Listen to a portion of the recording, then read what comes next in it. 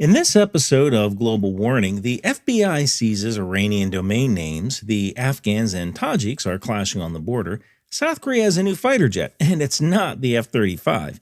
And how is the war in Iran affecting oil distribution? Let's get started. As we know, there are known knowns. There are things we know we know. We also know there are known unknowns. That is to say, we know there are some things we do not know. But there are also unknown unknowns. The ones we don't know, we don't know. Global Warning with Ryan McBeth. Welcome to Global Warning by Ryan McBeth. Here I offer a brief analysis of newsworthy events, developments, and trends that have been lost in the shuffle of those larger events dominating the news cycle. To start, the FBI seizes internet domains linked to Iranian psychological operations and transnational repression efforts. The Justice Department announced the seizure of 4 internet domain names linked with the Islamic Republic of Iran's Ministry of Intelligence and Security, or MOIS. These domains included justicehomeland.org, handalahack.2, karmalabelow90.org, and handalaredwanted.2. These 4 domains were seized as part of an ongoing effort to disrupt Iranian psychological operations, which claimed credit for hacking activity, posting sensitive data stolen from such hacks, and calling for the killing of journalists and regime dissidents as well as Israelis. The MOIS used handalahack.2 to take credit for a March 2026 malware attack against a U.S. multinational medical technology company. Some of the seized domain names released personally identifiable information, or PII, on targeted individuals, including IDF personnel following the outbreak of hostilities between Iran, Israel, and the United States. So why does this matter? The cyber domain is most definitely a part of war fighting today. In Iran, remember, uses the cyber domain and proxy networks to project power. When we take down these networks in cyberspace and in meat space, we're removing Iran's teeth and claws that it has to fight its adversaries. We're likely going to see more of this in the coming days as the FBI and other agencies seek to curb Iranian psychological operations and transnational repression efforts. Next, we have more border clashes between Tajikistan and Afghanistan. A series of border incidents between Tajikistan and Afghanistan are heating things up between the two countries. One incident back in November of 2025 killed 5 Chinese workers working on infrastructure projects in Tajikistan. More border incursions into Tajikistan from Afghanistan have been a frequent problem, as the border is key to narcotic smuggling into the rest of Central Asia and the Russian Federation. The two countries share a 900-mile border, which presents some very real security challenges for both countries involved. According to a December 2025 report from Reuters, the Tajiks have sought security assistance from the Russians, although this has been disputed by Tajik officials.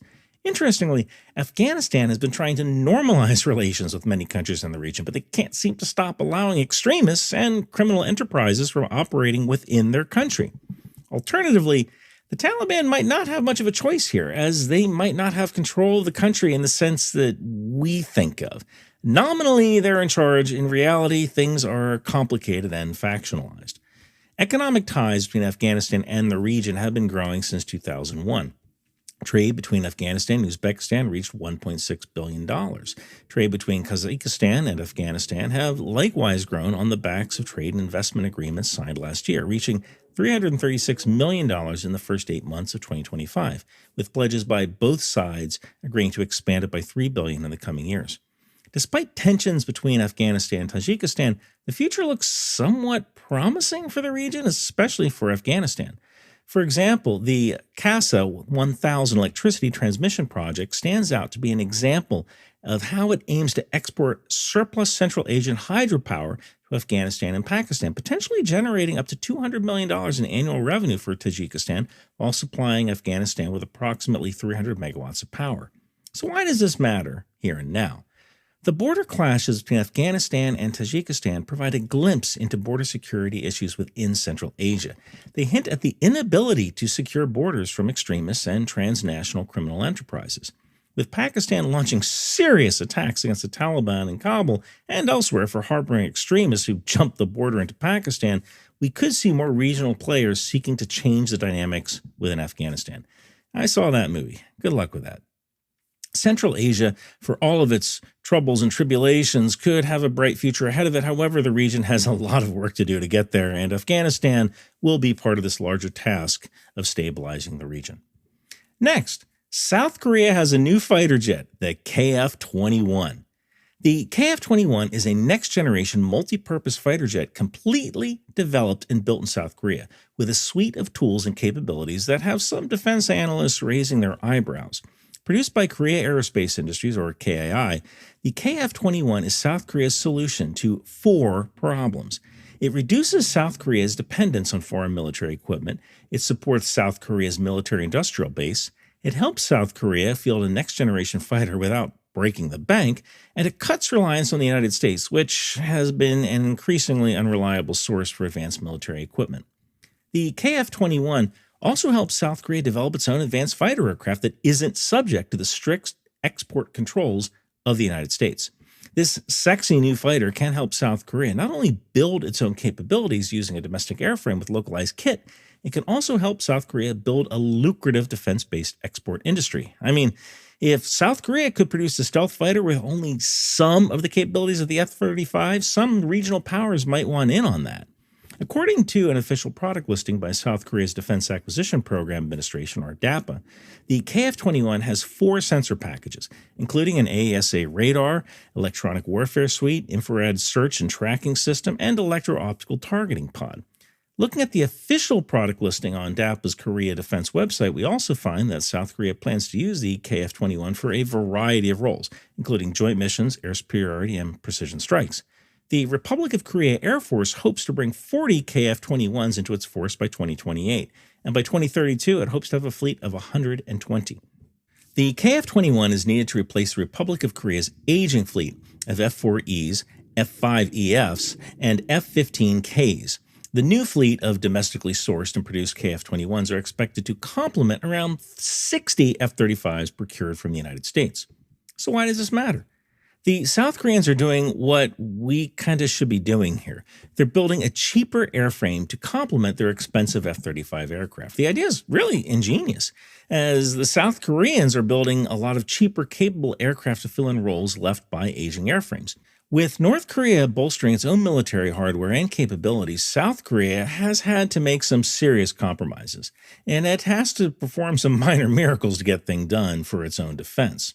While many have argued that the KF-21 is no F-35, it doesn't have to be. Even if it only has a portion of the capabilities, it still could be a very capable aircraft to serve as a deterrent to North Korea aggression in gray zone tactics.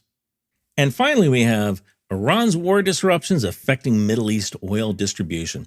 Now, for this segment, I'm going to hand it over to the podcast's first guest, RK, who works in commercial oil field intelligence and hosts the Not a Gray Man podcast. RK, the mic is yours. Thank you so much, Ryan. It's an honor to be the first guest on your podcast, and I appreciate the invitation. So let's go ahead and cut to the heart of it. The Iran conflict is hitting the global energy system really hard. It's led to significant losses and unfortunately has the potential of severe long-term economic consequences. At the core of this disruption is, of course, the Strait of Hormuz. So if I may, allow me a few minutes to break this analysis down for your audience. About 1/5 of the world's traded oil moves through that strait. You don't need a formal shutdown to disrupt it. You just need enough sustained risk and uncertainty to make it uneconomic. And that's what we've been seeing. Higher insurance costs, ships are rerouting, and operators are hesitating to enter that energy corridor entirely. Several vessels have been targeted, including a fully loaded Kuwaiti oil tanker, which was struck by an Iranian drone this week. And more recently, an Iranian cruise missile hit a fuel oil tanker leased to Qatar Energy. This underscores just how exposed and vulnerable these flows are to Iran's brazen attacks. On the gas front, Qatar remains central to global LNG supply. They declared force majeure last month after Ras Laffan industrial city was struck. It impacts LNG production for months, and perhaps some speculate even years. And while there are some workarounds, they're limited. Saudi Arabia can divert some crude west. The UAE has Fujairah as a bypass, but none of these alternatives replace the Hormuz Strait at scale. They might reduce pressure, but they don't solve it. So when Gulf shipping becomes risky, gas markets tighten very fast, especially in Europe and especially in Asia. And there's another constraint. Quote unquote, energy is not the only tight market. Critical minerals were already in short supply. Petrochems and byproducts face similar disruptions, leading to shortages across all supply chains. So let's take a step back. Pressure on shipping lanes, risk to production, and very limited spare capacity. Add petrochem and byproduct shortages, and now you have simultaneous strains across energy and industrial inputs. And so markets are reacting. Prices are moving higher. Volatility is increasing, and inflation risks are creeping back in. The United States can help offset some of this. We are the world's largest oil producer, after all.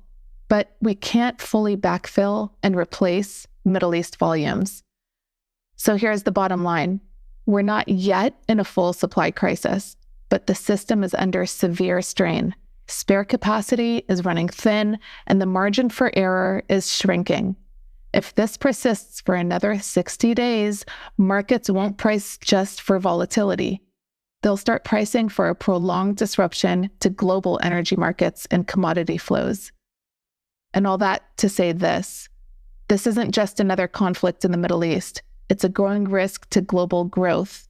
It will result in price increases across goods and services, and unfortunately would disrupt our economic stability. That's all I have for now.